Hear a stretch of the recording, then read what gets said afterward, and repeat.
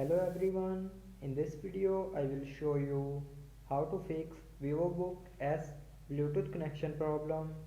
So before starting the video, don't forget to subscribe the channel and also press the bell icon. So let's start the video without wasting any time.